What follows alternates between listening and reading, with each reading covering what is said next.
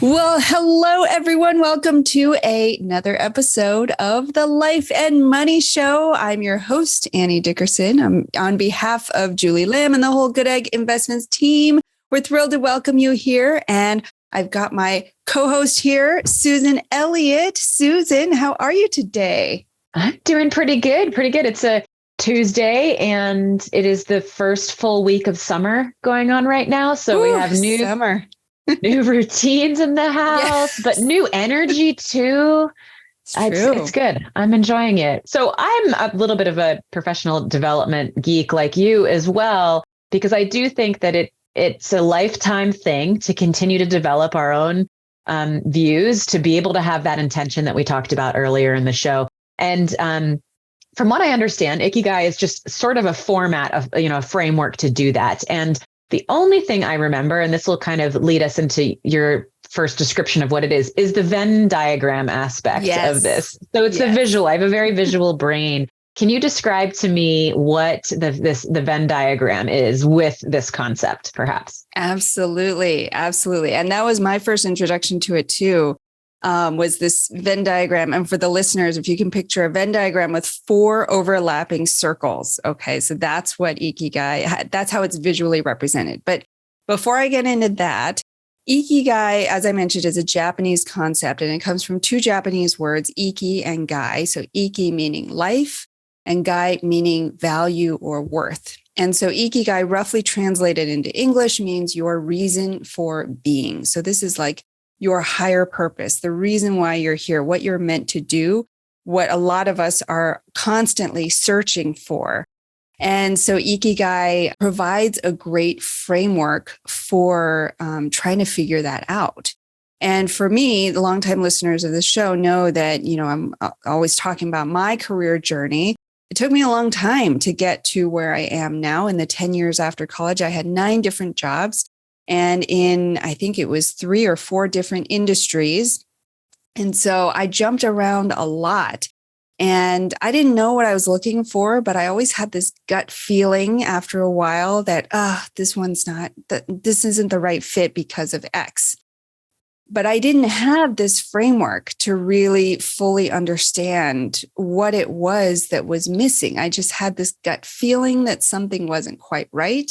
And then I'd move on to my next best guess. Like, okay, well, if that's not working, okay, I'm going to go here to try to solve for this thing that's missing over here. And lo and behold, when I get over there, there was something else that was missing. And so I wish I had this framework, because now looking back, using this framework, it's so clear to me all the things that were missing in each of those roles. And we can certainly get into that deeper as well. But Ikigai, so we've got these 4 overlapping components, right, of Ikigai. And it's very simple. The 4 pieces are what you love, what you're good at, what the world needs, and what you can be paid for. And I'll repeat that in a second. But if you can find something where all 4 of those things overlap, you have all 4 of those things in whatever you're doing, then that is your reason for being. That is your Ikigai. So again, what you love, what you're good at, what the world needs, and what you can be paid for. And so I'll give you an example, right? So the first job I had out of college, I was an elementary school teacher. And as an elementary school teacher, I was teaching with Teach for America. So it was a high crime, high poverty neighborhood, but big goals, big dreams for closing the achievement gap, the opportunity gap, and really helping to give these students a leg up. And so I loved it. I absolutely loved it. I loved going into work every day, and I loved teaching. It was always a dream of mine. Ever since I was a little kid, I'd line up all my stuffed animals and I'd be reading them a book. So it was always a passion of mine to teach. And so I loved it. That's number 1. Number 2, I was pretty good at it. In fact, my students consistently tested the highest in the school. And so I was pretty good at it. So that made me feel good too. And it's certainly good teaching is certainly something that the world needs. But the only piece I didn't quite have in that role was what I could be paid for. And yes, I did get paid, but the balance of what I got paid and the amount of work I was doing over time, it started to wear on me. And so it became out of balance. And so what happens when you are missing a piece of this Venn diagram, so to speak, is that it might work for a while. And that's exactly what happened with me with each role. It works for a while until that missing piece starts to get amplified more and more. And with teaching, for me, it was the compensation piece. It started to get amplified more and more. And I realized, okay, I'm out of balance. I need to go find something else. I would like to hear more about is the overlapping and the utility of the, 2 circles coming together, 3 circles coming together. What's the value of that in the Ikigai system? Yeah. So if you are listening to this, I highly recommend you just Google Ikigai. And I'm sure one of the top images will surface a Venn diagram that will show you exactly what all these pieces are, because it's hard to picture it just from listening. As I'm talking, I'm looking at a diagram of this so that I can make sure I get it right.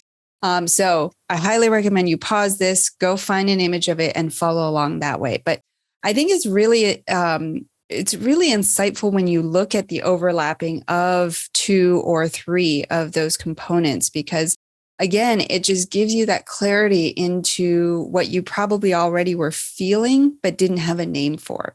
And so, for example, if you have what you love and what you're good at, but you don't have any of the other pieces, so it's not something that the world needs and it's not something you can be paid for, then that is your passion, what you love and what you're good at. Now, your passion can turn into something that the world needs and something you can be paid for. But if it's more of a hobby at the moment, then that is what we're talking about, what you love and what you're good at. For me, that's, one great example is piano. I've been playing piano since I was 3 years old. And I'm really good at it. And now, now that I'm not forced to take lessons and I can play what I want, I love it. And my husband and I will, he plays guitar and I play piano and we'll sing. And so we have a lot of fun. But it's not something that, the world really needs. We're certainly not up to that level. And it's not something that I'm interested in being paid for. So for me, that's a passion. When you have what you love and what the world needs, that is a mission. So you're like, oh my gosh, I really love these humanitarian efforts and the world really needs that. But maybe, maybe you're just exploring that, or maybe you're volunteering, you're not getting paid for that, or maybe you have ideas for starting a foundation. So that is more of a mission, like a personal mission. You want to help the world there. If you have what the world needs and what you can be paid for, then that becomes your vocation. So, think of people who go to beauty school, for example.